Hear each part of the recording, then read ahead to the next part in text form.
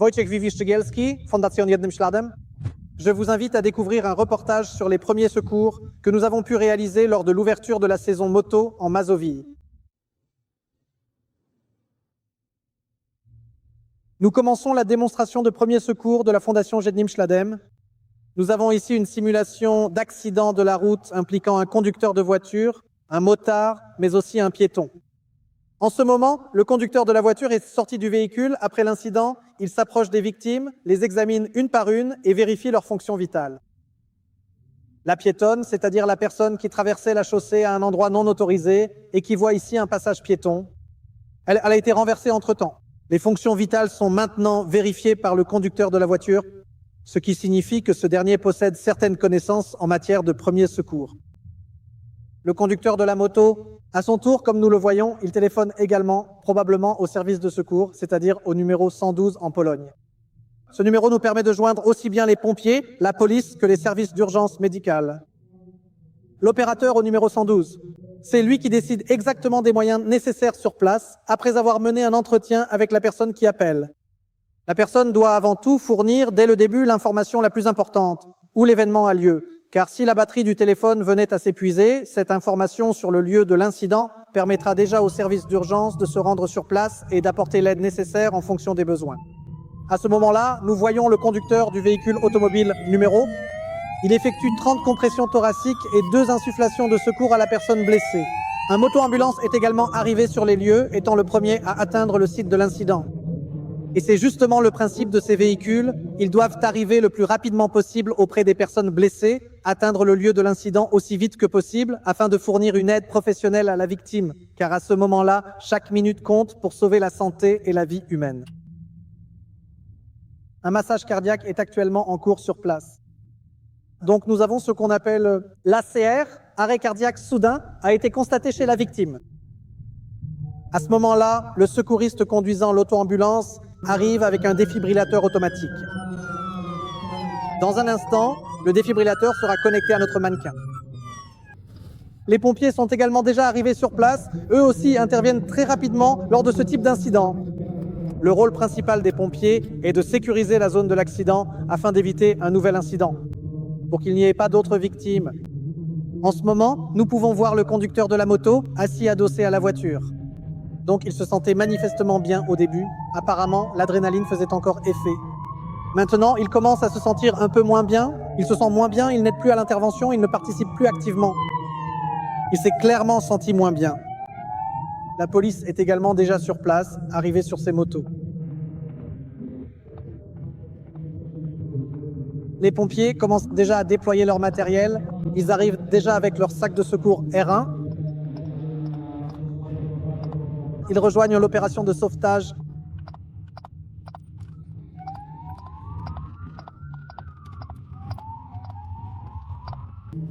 À ce moment-là, les pompiers placent à côté de la victime ce qu'on appelle une planche, c'est-à-dire une civière, avec laquelle ils pourront évacuer la victime du lieu de l'accident jusqu'à l'ambulance, qui arrive également sur place à ce moment-là. Donc nous avons actuellement environ 10 personnes qui portent secours. Et pour l'instant, nous avons 2 victimes, car le conducteur de la voiture n'est pas une personne nécessitant une aide médicale. Il est évident que la piétonne, qui n'a toujours pas repris connaissance, en est une. Et il s'agit probablement aussi du conducteur de la moto qui, au début, comme nous l'avons vu, participait activement à l'opération de secours. Cependant, à présent, il est assis par terre, adossé à la voiture. Il est donc probable que son état de santé se soit détérioré au cours de toute l'opération. À ce moment-là, nous pouvons voir ici, près du mannequin, qu'il va y avoir une décharge dans un instant. Il est connecté. Le défibrillateur, cette fois-ci non automatique, mais manuel. Et à ce moment-là, il va y avoir une impulsion. Et les secouristes poursuivent les autres gestes de secours. Ils continuent le massage cardiaque. Je rappelle, 30 compressions et 2 insufflations de secours chez l'adulte.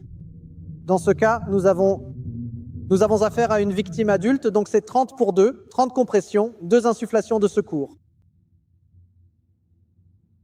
Près de la voiture, le motard est toujours allongé. Le motard impliqué dans l'accident est actuellement accompagné d'un secouriste du moto-ambulance qui vérifie l'état de la victime.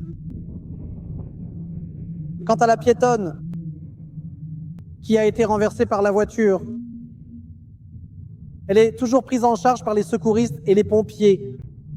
En ce moment, les secouristes posent un accès intraveineux afin d'administrer les médicaments appropriés à la victime.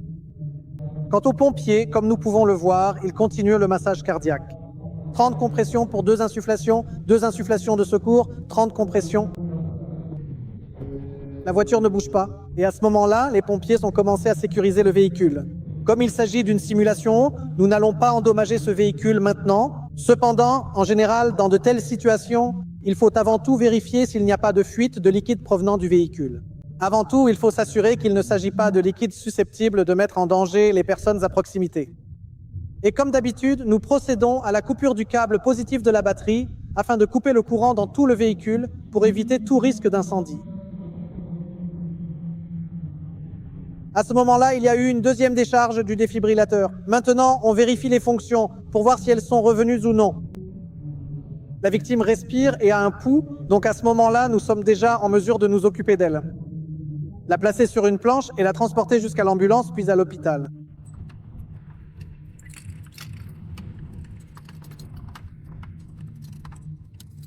C'est précisément à ce moment-là, la victime va ensuite être délicatement transférée sur un brancard. Sur la fameuse planche, est-ce bien cela? C'est une étape très importante de l'opération de sauvetage qui doit être effectuée sur l'ordre de la personne placée près de la tête de la victime. C'est elle qui va, en quelque sorte, compter jusqu'à 3 pour indiquer le moment où les personnes chargées de déplacer la victime doivent le faire. À ce moment-là, la planche est placée au niveau des jambes de la victime et tous les secouristes, avec les pompiers, soulèveront la victime.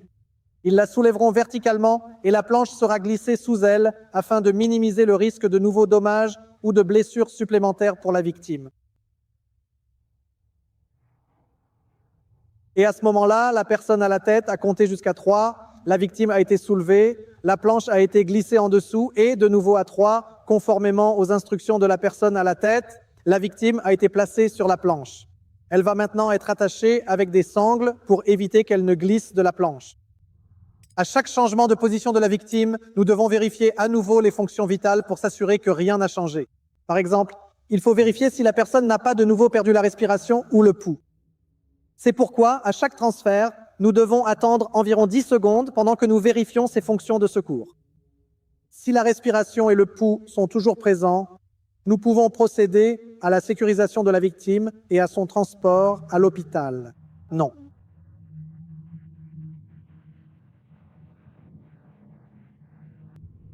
On voit à l'arrière-plan que le conducteur de la moto-ambulance veille toujours sur le conducteur de la moto, qui est impliqué dans l'accident. Il vérifie donc en permanence son état de santé, il surveille constamment son état général. À ce moment-là, l'un des pompiers s'est également approché du motard blessé.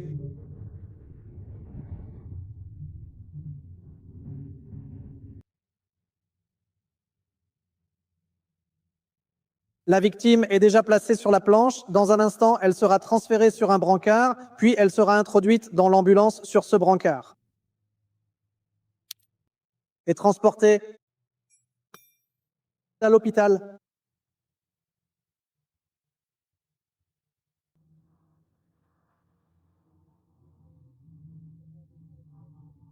Lors de tels accidents de la route, les causes les plus fréquentes, les blessures les plus courantes sont bien sûr toutes sortes de blessures aux membres, toutes sortes de blessures aux hanches, malheureusement, très souvent aussi aux clavicules. Cependant, la chose la plus importante pour tous les témoins d'un tel événement, ou pour les personnes qui se trouvent sur les lieux d'un tel événement, immédiatement après, est avant tout de vérifier si les personnes impliquées dans un tel accident ont une circulation sanguine et une respiration préservée, car très souvent, la cause du décès chez les personnes après de tels événements n'est pas tant l'événement lui-même ni ses conséquences, mais tout simplement, dans la plupart des cas, il s'agit d'une asphyxie, car la personne est complètement flasque et malheureusement, sa tête tombe très souvent. En conséquence, les voies respiratoires se retrouvent obstruées et sont bloquées, ce qui fait que cette personne n'aurait pas beaucoup de chances de survivre, à moins que quelqu'un sur place ne soit capable de lui dégager les voies respiratoires. Les dégager ? Nous voyons maintenant les secouristes, avec les pompiers, placer la victime sur un brancard pour l'ambulance. À côté de l'ambulance, nous voyons également le conducteur de la moto impliqué dans l'accident. Il a reçu un masque à oxygène. qui doit l'aider à se sentir mieux. Il est évident qu'il n'a pas subi de blessures graves. Quant à la victime, elle a déjà reçu les premiers soins dans l'ambulance. Et dans un instant, l'équipe partira vers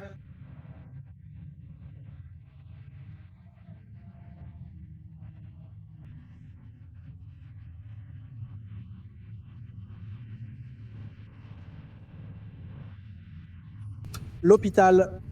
Rappelons-nous de ne pas avoir peur de porter secours en cas d'incident, d'accident de la route ou de tout autre accident. La première forme d'aide consiste déjà à passer un appel au 112 pour informer les services qu'un tel incident a eu lieu. Je le répète, l'information la plus importante. La première information qui doit être transmise lors de l'appel au 112, c'est l'indication du lieu de l'incident, car dans une telle situation, même si nous perdons le téléphone, les services sauront déjà qu'un événement s'est produit à cet endroit. Ils pourront alors envoyer des secours sur place qui évalueront la situation et, si nécessaire, appelleront du renfort ou d'autres services spécialisés pour intervenir sur les lieux. Nous voyons également très bien comment tous les services de secours coopèrent entre eux, c'est-à-dire qu'il n'y a pas seulement l'ambulance, mais aussi les pompiers ainsi que la police qui est arrivée sur les lieux pour sécuriser la zone. En conséquence, c'est le meilleur exemple que tous ces services nous sont très nécessaires, mais aussi qu'ils sont parfaitement coordonnés entre eux et, sur le lieu de l'incident, conformément aux procédures établies, ils travaillent ensemble et apportent leur aide.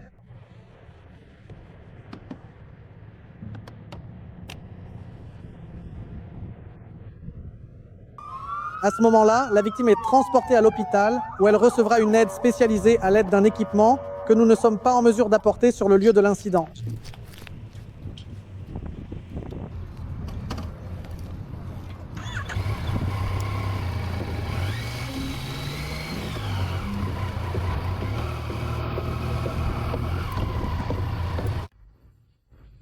Eh bien,